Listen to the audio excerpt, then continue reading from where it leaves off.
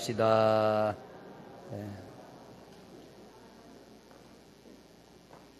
애굽을 벗어나면 어디로 가야 되죠? 가나안으로 가야 돼요. 광야에 머물러도 안 되고, 오늘은 애굽을 벗어납시다. 다음 주에는 광야를 통과합시다. 그 다음 주에는 가나안을 점령합시다. 이렇게 3주에 걸쳐서 애굽, 광야, 가나안 말씀으로 은혜를 나누기를 원하는데요. 오늘은 광복 72주년 되는 그런 날이기도 합니다.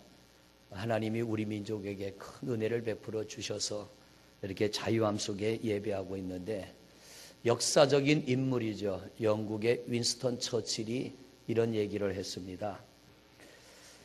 역사를 잊은 민족에게는 미래는 없다. 역사를 잃어버리면 그 민족은 미래가 없다. 이런 말을 했는데요. 때로는 치욕스럽고 기억하기조차 싫고 우리의 입으로 말하기 싫지만은, 그러나 말해야 되고 기억해야 되고 되새겨야 되는 일들이 있습니다. 왜냐하면 반복하지 않기 위해서, 그런 일을 또 당하지 않기 위해서. 그래서 계속 이런 날이 되면 우린 지난날의 그 아픔들을 한번 되새겨 보면서 다시는 그런 일들이 이 땅에 일어나서는 안 되겠다. 그런 마음으로 오늘도 우리가 함께 은혜 받기를 원하는데요. 1910년 8월 29일 우리나라의 주권이 일본에게 완전히 넘어가는 그런 날입니다. 이 날을 경술국치라고 합니다. 경술련에 나라가 치욕스러운 일을 당했다, 이렇게 해석하기도 하고요. 경술련에 모든 주권을 뺏겼다, 그래서 경술국치라고 불렀습니다. 내 나라지만 내가 자유롭게 살아갈 수 없고 모든 통치권을 다 뺏겨버린 그런 치욕적인 날. 일본은 우리나라를 자기의 속국으로 만들기 위해서 치밀하게 준비를 해왔는데, 문제는 우리나라는 아무런 대비책이 없었다는 거예요. 그들은 우리를 어떻게 하면 집어삼킬까, 우리 것을 뺏으려고 치밀하고 철저하게 준비를 했는데, 우리는 아무런 준비 없이 그냥 멍하게 있다가 당했다는 거죠. 한일합방의 시작은 1905년부터 본격적으로 시작이 됐습니다. 물론 그 전에 일본은 치밀하게 준비를 해왔고, 한일합방의 시작은 1905년부터 본 모습을 드러내기 시작했는데, 일본이 러일 전쟁, 러시아와 일본의 전쟁에서 일본이 승리하게 됩니다. 그 기세를 몰아서 우리나라마저 자기들의 것으로 만들기 위해서 고종 황제를 찾아와서 을사조약을 맺자고 했습니다. 근데 고종 황제가 보니까 이 을사조약은 우리나라에게는 유익할 게 없고 전부 일본에게 유익하니까 고종 황제가 그걸 거부했어요. 그랬더니 소위 말하는 을사오적이라고 하는, 그 당시에 오늘로 말하면 5명의 장관들, 그 중에 한일합방 하는데 가장 일본 사람들에게 앞잡이로 쓰임받은 사람 한 사람이 있죠. 누구예요? 이완용. 그 사람을 비롯한 그 당시에 5명의 장관이 을사조약에 서명을 해버립니다. 사실 황제의 서명이 없는 것, 왕의 서명이 없는 것 무효가 됩니다. 그런데 일본은 그걸 빌미로 해서 우리나라를 침범해 들어오기 시작합니다. 그래서 결국은 1907년에 조선의 군대를 다 해산하게 됩니다. 우리나라 군대를 다 해산하게 돼요. 그리고 경찰들도 경찰로서의 권한 행사를 못하도록 다 막아버리고 우리나라 치안을 일본이 담당하게 되고, 그렇게 시작된 게 1910년 8월 29일 날 한일 합방이 이루어지게 되고, 35년 동안 엄청난 것들을 빼앗깁니다. 요즘에 영화 한 편이 많이 이렇게 사람들에게 인기를 얻고 있죠. 군함도라고 하는 영화. 저도 가서 봤습니다. 나오고 얼마 안 돼서 가서 봤는데 이 군함들하고는 영화를 놓고 설왕설래 말이 많은데 영화를 제작한 감독의 이야기를 빌자면 가장 역사적인 사실에 입각해서 이건 액션 영화가 아니라 우리나라가 얼마나 그들에게 착취를 당하며 얼마나 그들에게 많은 것을 빼앗기며 얼마나 소중한 생명들이 고통을 당했는지를 알릴 필요가 있어서 그 영화를 만들었고 그 영화가 지금 시중에 나와서 많은 사람들이 영화를 관람하면서 어떻게 인간에게 저렇게까지 할 수 있는가 하면서 분노를 일으키고 있습니다. 여러분, 이 일본이 35년이라고 하는 어쩌면 굉장히 긴 시간이기도 하고요. 그러나 이스라엘 백성들이 애굽 땅에서 430년 종생활한 시간에 비하면 10분의 1도 안 되는 짧은 시간이에요.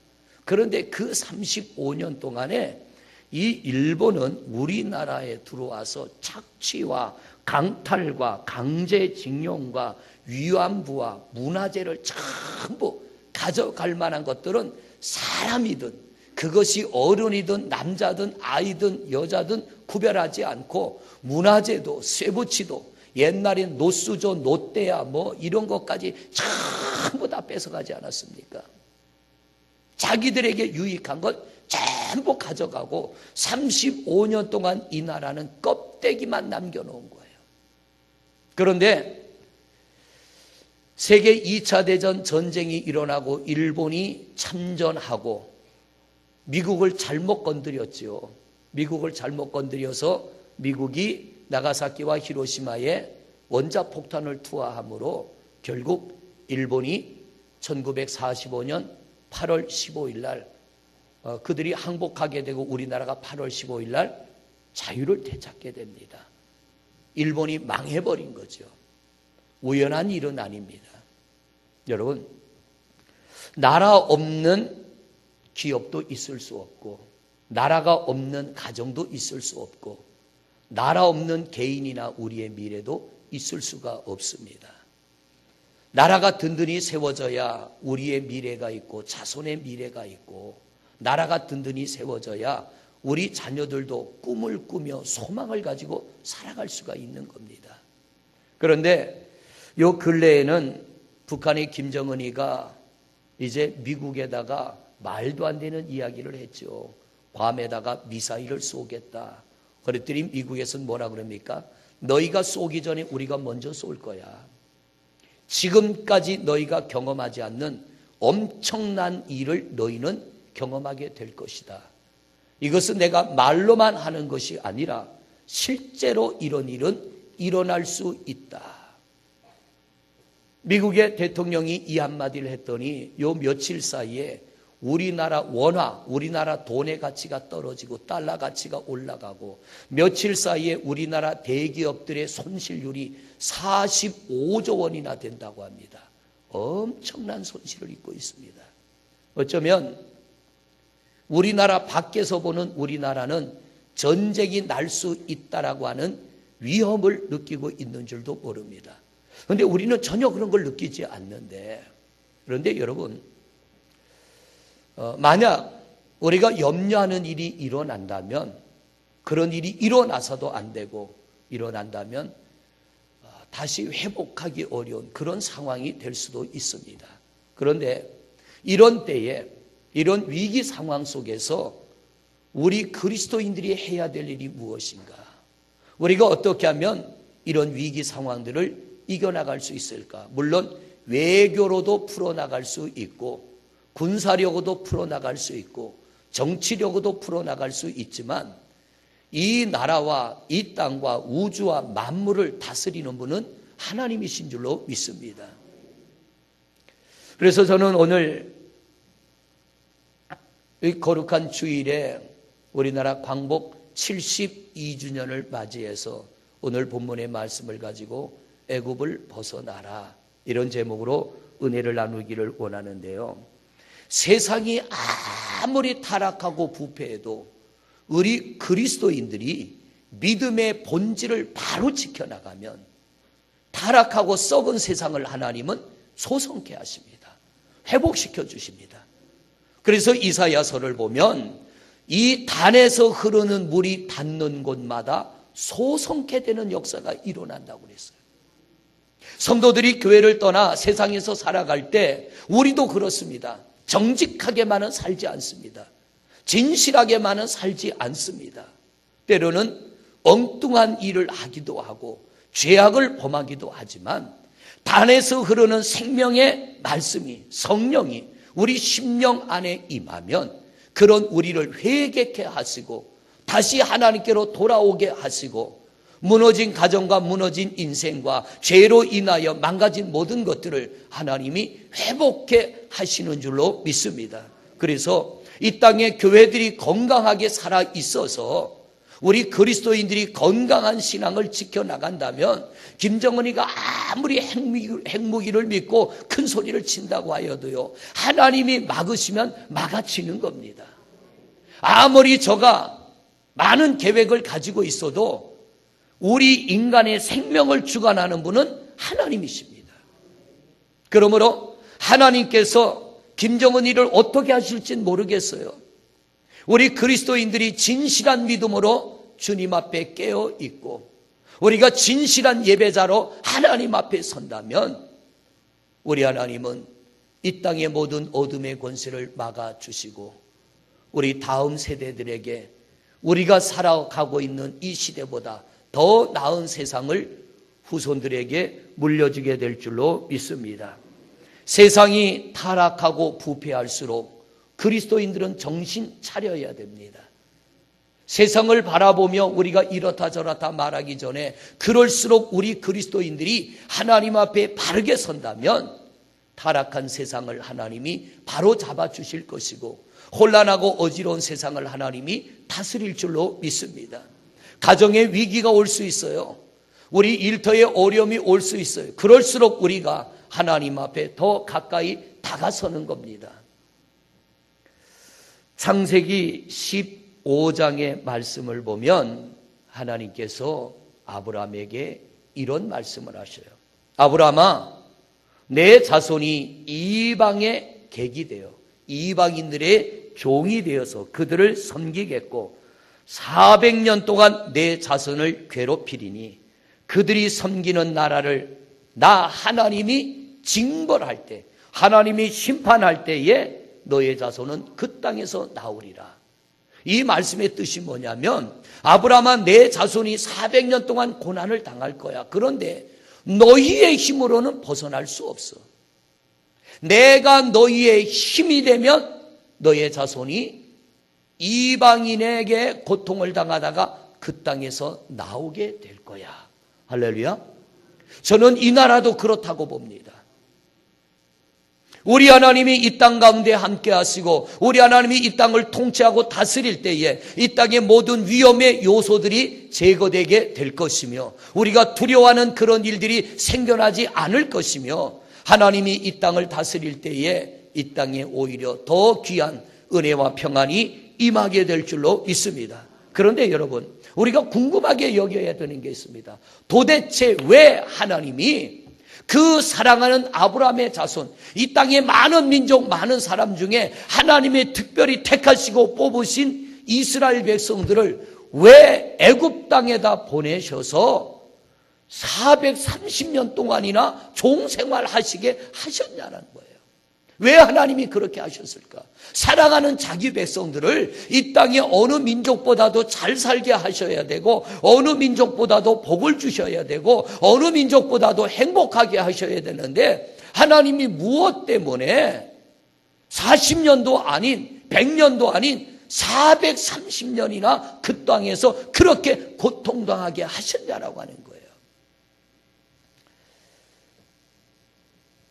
사람들마다 성경을 보면서 원인을 찾아내는데요, 조금 이렇게 다르게 해석하는 분들이 있습니다. 그런데 모든 성경의 궁금증은 성경 안에 답이 있습니다. 성경 안에 답이 있는데요, 왜 하나님께서 이스라엘 백성들을 430년간이나 그 땅에다가 종이 되게 하셨느냐?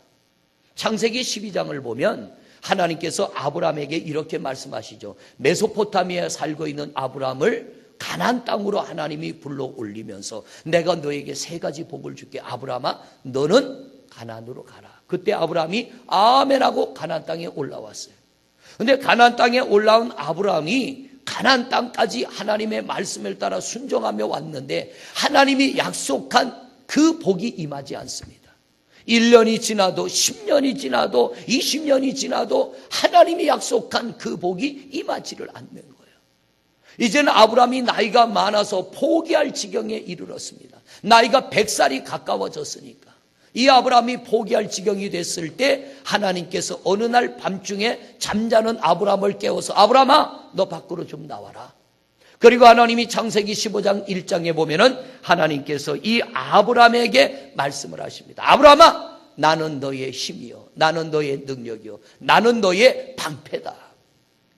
그러므로 내가 너에게 약속한 그 일을 이룰 텐데 아브라함아, 저 하늘 좀 봐봐. 아브라함이 하늘을 쳐다보니까 엄청나게 많은 별들이 있습니다. 너 저 별을 셀 수 있겠니? 못 세겠습니다.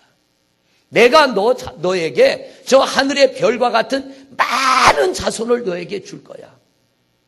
그런데 하나님이 아브라함에게 그 말씀을 할 때 아브라함이 마음속에 하나님의 말씀을 아멘으로 받아들였어요. 오늘도 예배하는 여러분들이 하나님의 말씀이 들려질 때 내가 아멘으로 받는지 안 받는지를 누구는 아셔요?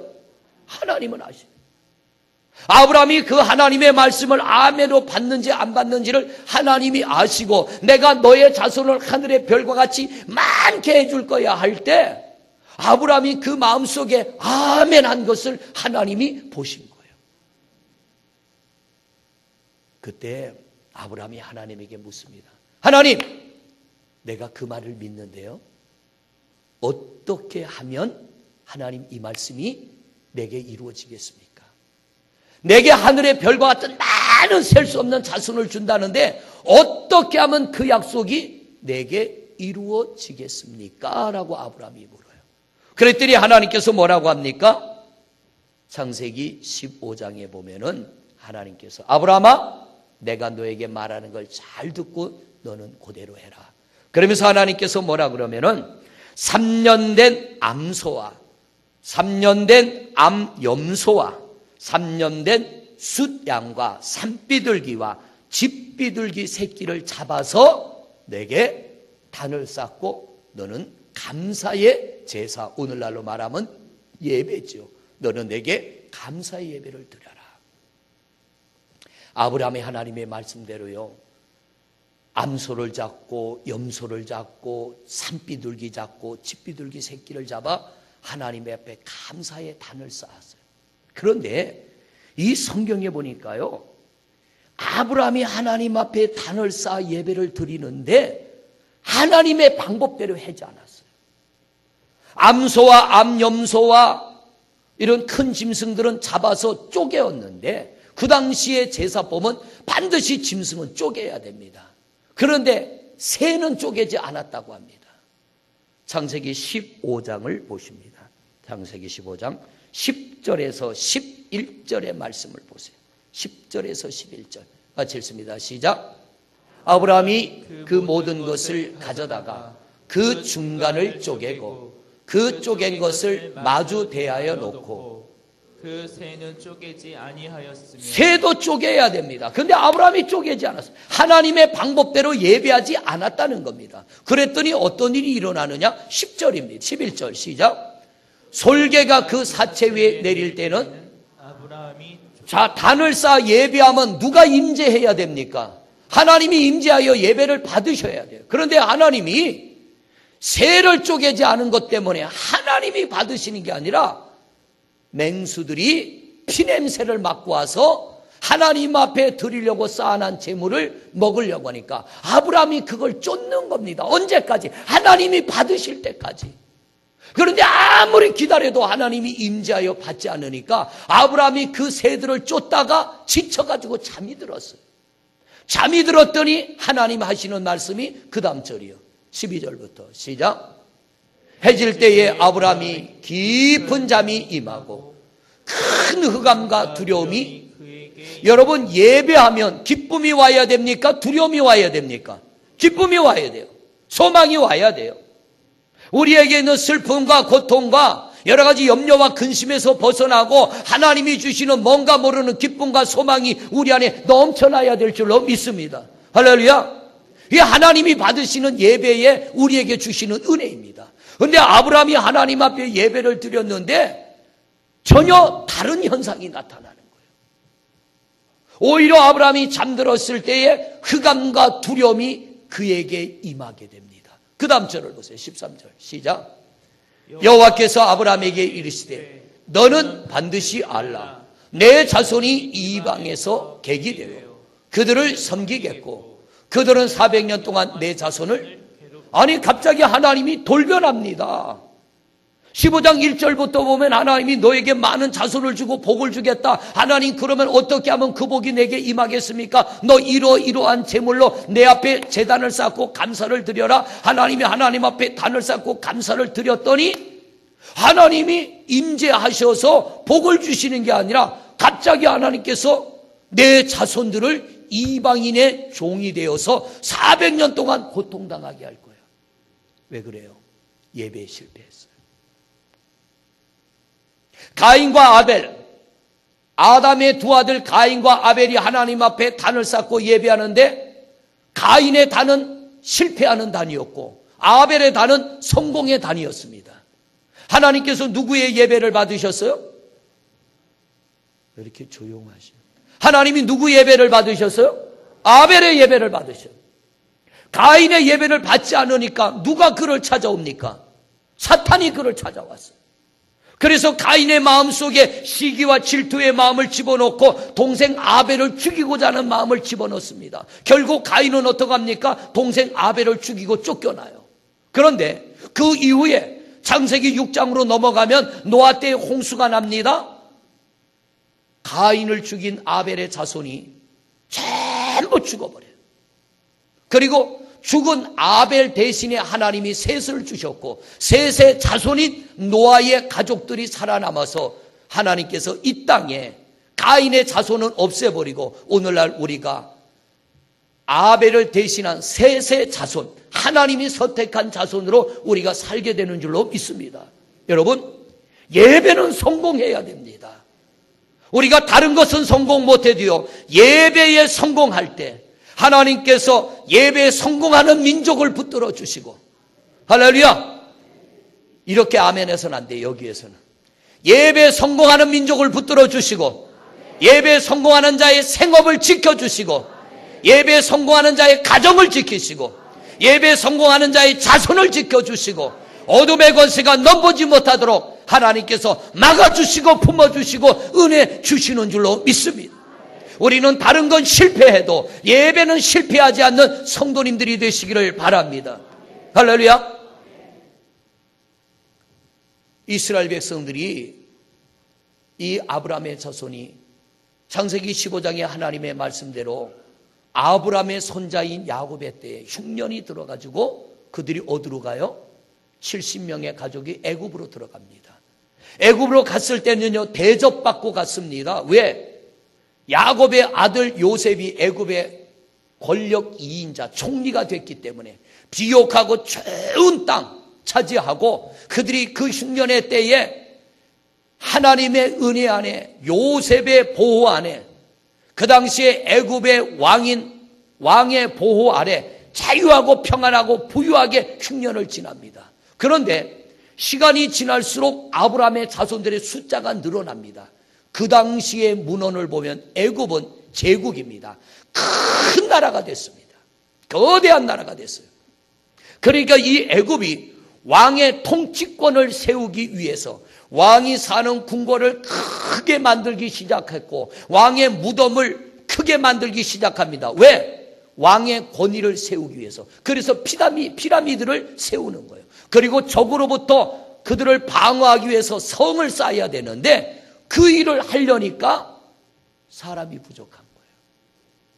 그리고 그 당시에 애굽 땅으로 들어갔던 이스라엘 백성들의 숫자가 늘어나기 시작하니까 애굽이 직면한 문제가 두 개입니다. 첫째, 누가 피라미드를 만들 것이며 누가 성을 쌓을 것이며, 두 번째, 이스라엘의 백성들의 숫자가 늘어나는데 저들을 가만뒀다가는 반란을 일으키면 자기네가 정복당할 것 같고, 전쟁이 났을 때 적군의 편을 들면 이 애굽이 망할 것 같으니까 저 유대인들을, 이스라엘 백성들을 어떻게 처리하면 좋겠냐 고민하다 얻어낸 답이 뭡니까? 종으로 쓰자.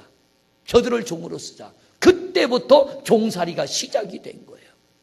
애굽 땅에서 종살이하던 그들이요, 견디다 못해 핍박이 오고 환란이 올 때 출애굽기 2장으로 넘어가 봅니다.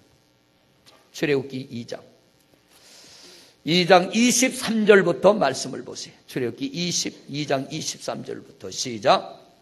여러 해 후에 애굽 왕은 죽었고 이스라엘 자손은 고된 노동으로 말미암아 탄식하며 부르짖으니 그 고된 노동으로 말미암아 부르짖는 소리가 하나님께. 자, 보세요. 예배가 뭐냐? 하나님께 상달되게 하는 게 예배인 줄로 믿습니다. 하나님이 받으시는 게 예배인 줄로 믿습니다. 그냥 드리고 마는 예배가 아니라 하나님이 받으실 수 있는 예배. 그러니까 우리가 예배할 때는요, 내 앞에 지금 하나님이 계시고 내가 드리는 찬송을, 내가 드리는 기도를, 내가 드리는 예물을 하나님이 받으신다는 이 마음으로 우리의 마음과 정성을 하나님 앞에 다 쏟아놓고요, 우리 속에서 잡념을 지워버리고, 내 삶의 고통과 괴로움과 무거운 짐이 있지만 이 예배 시간만큼은 그것을 다 접어놓고 하나님, 이 시간 내가 하나님에게 집중합니다. 여러분, 와서 앉아있는 것만이 예배가 아니라 하나님 앞에 집중하는 게 예배인 줄로 믿습니다. 이 이스라엘 백성들이 애굽 땅에서 너무나 힘든 고통과 노역에 견디다 못해 하나님을 예배하기 시작하는, 하나님을 찾기 시작하는 거예요. 하나님, 우리를 긍휼히 여겨주세요. 우리 조상의 땅으로 돌아가게 해주세요. 이 땅에서 고통당하는 우리를 불쌍히 여겨 우리를 해방시켜 주세요. 저들이요, 간절한 마음으로 하나님을 찾은 것입니다. 그래서 오늘 여기 보니까 고된 노동으로 말미암아 탄식하며 부르짖으니, 부르짖는다는 건 뭐예요? 힘을 다했다는 거예요. 온 마음을 다했다는 거예요. 온 정성을 다했다는 거예요. 그래서 예배 시간만큼은 적어도 휴대폰 좀 끄자는 거예요. 왜?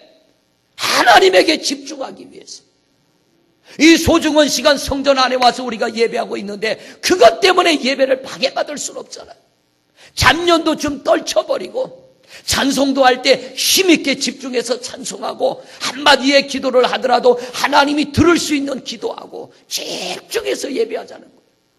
이 백성들이 탄식하며 부르짖으니 그 고된 노동으로 말미암아 부르짖는 소리가 누구에게? 하나님께. 오늘 우리의 찬송이 하나님께 상달되는 찬송을 드리는 여러분 되시기를 바랍니다. 우리의 기도가 하나님께 상달되는 기도하는 여러분이 되시기를 바랍니다. 우리가 크고 적은 예물을 드릴지라도 하나님이 받으시는 예물을 드리는 여러분 되시기를 바랍니다. 하나님이 들으셨어. 하나님이 받으셨어. 어떤 일이 일어나요? 24절이요. 시작. 그들의 고통의 소리를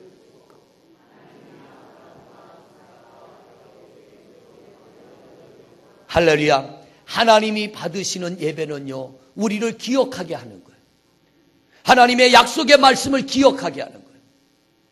하나님이 우리를 위하여 예비하신 은혜를 우리가 받을 수 있도록 하나님의 마음을 돌이키게 하는 것이 예배인 줄로 믿습니다. 하나님이 창세기 15장에 아브라함에게 약속한 말씀, 내 후손이 이방에 객이 되어 400년 만에 나오리라. 그런데 400년이 지났는데도 그 땅에 있어요. 왜? 하나님을 찾지 않았어요. 하나님을 예배하지 않았어요. 30년이나 더 지나가지고 그들이 하나님을 찾기 시작할 때에 하나님도 이스라엘 백성들의 소리를 들으시고 하나님이 그들에게 찾아가 주시고, 내가 내려가서 너희를 그 땅에서 건져내리라. 그래서 모세를 보내어 이들이 광야를 지나 약속의 땅 가나안에 들어가게 된 줄로 믿습니다. 사랑하는 성도 여러분, 오늘 이 자리에 나와 예배하는 수백 명의 성도들 평안하지만은 않습니다. 이 중에는 엄청난 아픔과 고통의 문제를 안고 예배하는 성도가 있고요, 내일 내 삶이 어찌 될 것인가 하는 위기와 두려움 가운데 예배하는 성도도 있고요, 내 육체적인 아픔 때문에 이 앉아있는 한 시간이 너무 힘들게 느껴지는 성도들도 있고, 여러 가지 5만 가지의 문제를 우리가 안고 주 앞에 나왔습니다. 그러나 여러분들이 예배할 때 이 한 가지 마음을 가지면 참 좋을 것 같아요. 그러나 하나님이 오늘도 나의 예배를 받으신다면, 오늘도 하나님이 나의 예배를 받으시고 내 기도를 들으시고 내 찬송을 받으시고 하나님이 임재하신다면 나를 여기서 벗어나게 하리라. 그게 뭐냐면 애굽을 벗어나는 거예요. 애굽을 벗어난다는 건 고통을 벗어나는 거예요. 애굽을 벗어난다는 건 염려와 근심과 불안과 두려움과 여러 가지 고통과 억눌림에서 우리가 벗어나는 것을 말하는 줄로 믿습니다. 여러분, 벗어나기를 원하십니까? 벗어나서 자유하게 되기를 원하십니까? 우리가 마음을 다하여 하나님을 예배하는 여러분이 되시기를 바랍니다. 이 나라가 위기와 어려움이 우리를 두렵게 하지만 우리가 마음을 다하여 하나님을 예배할 때 두려워하는 그 일을 하나님이 막아주시고 이 나라 이 땅에 평화를 주실 줄로 믿습니다. 오늘 여러분의 삶 속에 있는 여러 가지 근심의 문제도 여호와 하나님이 우리와 함께 하시면 하나님께서 우리를 붙들어 너 여기서 나가자. 사랑하는 내 백성들아, 이 애굽 땅에서 나가자 할 때 그들이 고통에서 벗어난 것처럼 우리 하나님이 우리를 붙들어 사랑하는 내 아들아, 사랑하는 내 딸아, 너희들 여기서 나가자고 할 때에 우리는 그분의 품에 안겨 고통에서 벗어나 평안과 자유함을 누리게 될 줄로 믿습니다. 사랑하는 성도 여러분, 하나님 앞에 마음을 드리는 예배자가 되시기를 바랍니다. 우리 하나님 앞에 한 절의 찬송을 불러도 마음을 다하여 찬송하는 여러분이 되시기를 바랍니다. 한마디의 기도를 드려도 온 마음과 정성을 다하여 하나님이 들으실 수 있는 그런 기도를 드리는 성도들 되시기를 바랍니다. 예물을 드려도 정성을 다하는 거예요. 봉사를 해도요, 힘을 다하여 충성하는 거예요.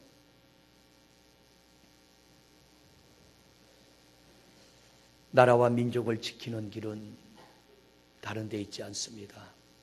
우리가 신실한 예배자가 될 때 우리 하나님이 이 민족을 지켜주실 줄로 믿습니다. 현재 우리와 아픔과 고통에서 벗어나는 길, 애굽에서 벗어나는 길 예배하십시오. 때로는 거부감이 올 때가 있어요. 제가 지금까지 가장 큰 은혜를 받았을 때를 되새겨보니까, 이 말씀을 준비하며 되새겨보니까 제가 윤석조 목사님 세미나 갔을 때 엄청난 거부감이 왔어요. 첫마디, 강대상에 올라오자마자 그분이 하신 첫마디가 뭐냐? 이 싹군들아 할 때요, 마음의 문이 탁 닫히는 거예요. 싹군이라니. 거부감이 오기 시작하는데 감사하게도 뒤에 앉았다면 문 열고 나갔을 거예요. 제 성질에. 근데 제일 앞에 성가대가 앉는 자리에 앉았으니 나갈 수도 없고, 하나님이 거기다 박아놓고 1시간 반 동안 말씀을 듣게 하는데 닫혔던 마음의 빗장이 열리기 시작합니다. 그러면서 싹군이란 말씀에 아멘이 되기 시작합니다. 하나님, 내가 싹군입니다. 하나님, 이대로는 안 됩니다. 하나님, 나를 여기서 벗어나게 해주세요. 말씀이 끝나고 통성기도를 시키는데 의자 밑에 기어 들어가서 무릎 꿇고 얼마나 울면서 기도했는지 몰라요. 그 기도가 끝나고 하나님이 주시는 평안함. 목회를 하면서 너무 곤고할 때 21일부터 시작하는 뚜레스디아스 영성훈련 갔어요. 처음에 갔는데 뭐 이런 데가 있어. 이거 이단 아니야? 이거 냄새가 이상하네? 도망갈 수도 없어요. 왜? 도망가지 못하는 구조가 돼 있어.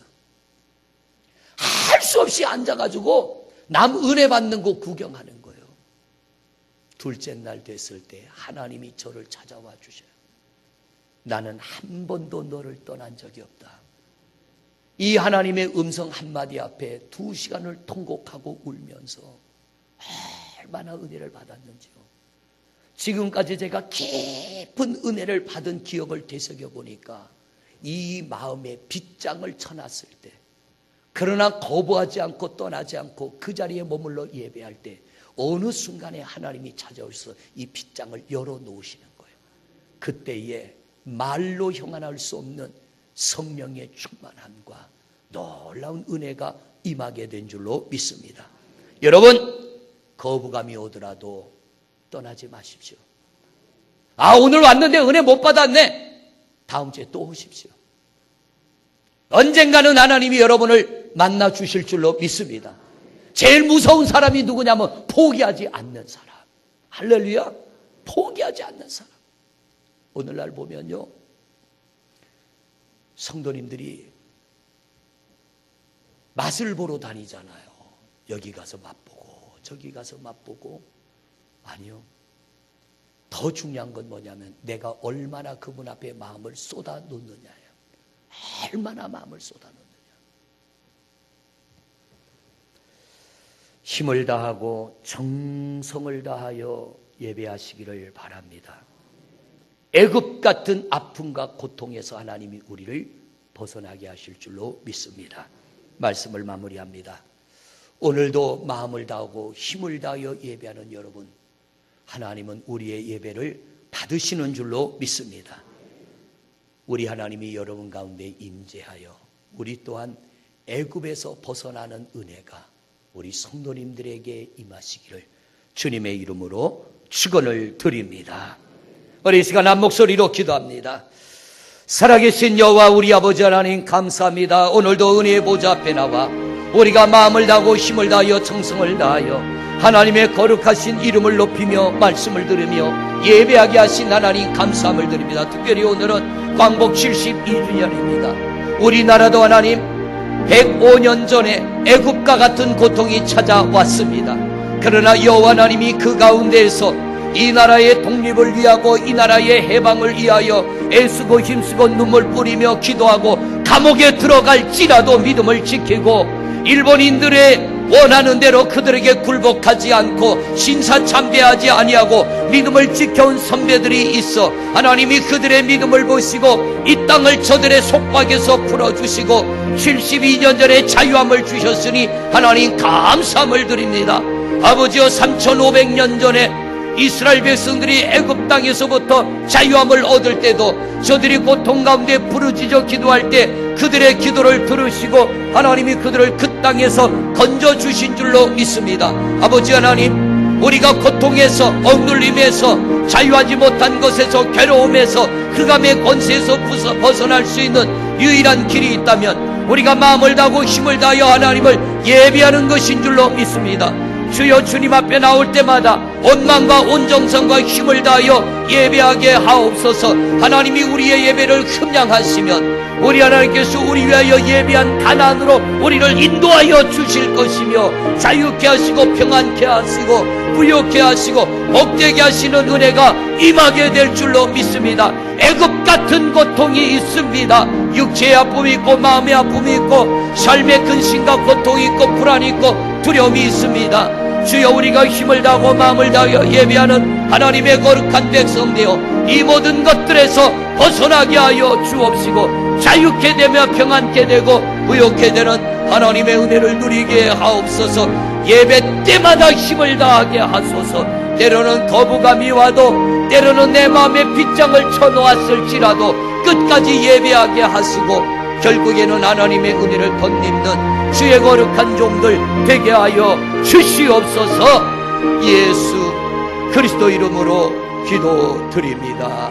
아멘. 하나님, 105년 전에 애굽 같은 고난이 이 땅에 찾아왔습니다. 모든 주권을 다 빼앗기고 내 땅에서 자유롭게 살아갈 수 없고 소중한 생명을 빼앗기고 인생을 빼앗기고 이 나라의 유산을 빼앗기며 하나님 앞에 마음대로 예배할 수 없고 신사참배를 강요당하고 여러 가지 어려움을 당했지만 그러나 끝까지 저들에게 항거하며 나라의 독립을 위하여 애쓰고 하나님 앞에 엎드려 순교할지라도 기도하며 믿음을 지킨 하나님의 거룩한 백성들이 있어 35년 만에 이 땅을 해방케 하시고 이렇게 번성케 하신 하나님 감사함을 드립니다. 이스라엘 백성들 3500년 전에 애굽에서 430년의 종생활을 했지만 저들이 결국 하나님을 찾고 부르짖을 때 하나님을 예배할 때에 하나님이 저들의 부르짖음을 들으시고 모세를 보내어 그들을 애굽 땅에서 구하여 내신 줄로 믿습니다. 하나님, 오늘날 우리가 애굽에서 벗어나기를 원합니다. 불안과 두려움과 고통과 번민과 좌절과 여러 가지 우리를 두렵게 하는 것에서 벗어나기를 원합니다. 주여, 오늘도 예배하는 성도들 어떤 이는 너무나 큰 두려움 속에 있고 불안 속에 있고, 또 어떤 이는 너무나 육체적인 큰 아픔이 있으며, 또 어떤 이는 가정에 문제가 있고 생업에 문제가 있고 자녀의 문제가 있습니다. 그러나 우리가 우리 하나님 앞에 힘을 다하여 예배할 때 하나님이 우리의 힘과 능력이 되셔서 사랑하는 성도들을 붙드시고 저들을 건져 주실 줄로 믿습니다. 두려워하지 말게 하소서, 포기하지 말게 하소서. 때로는 거부감이 오고 너무나 힘들어도 주님 앞에 나와 여호와 하나님이 나의 힘이요 능력이 되셔서 나를 건져주심을 믿고 힘을 다하여 예배하게 하옵소서. 어둠의 권세가 떠나게 될 줄로 믿습니다. 고통이 떠나게 될 줄로 믿습니다. 불안과 두려움도 떠나게 될 줄로 믿습니다. 오늘도 주 앞에 나와 힘을 다하여 예배하는 성도들에게 단에서 흐르는 물이 저들의 삶을 적셔 하나님 영혼이 잘되고 범사가 잘되고 육신이 잘되고 가정이 복되어지는 역사가 이루어지게 하옵소서. 살아 역사하시는 우리 주 예수 그리스도 이름으로 명하노니 살아가는 성도들의 마음을 번잡하게 만들고 우리의 육체와 우리의 삶을 힘들게 만드는 모든 어둠과 고통과 번민과 두려움과 좌절과 낙심들아 떠나갈지어다. 떠나갈지어다. 떠나갈지어다. 이 민족 위에 하나님의 평화가 임하게 하여 주옵시고 예배자들에게 임하게 하옵소서. 예수 그리스도 이름으로 축복하고 기도드립니다. 아멘.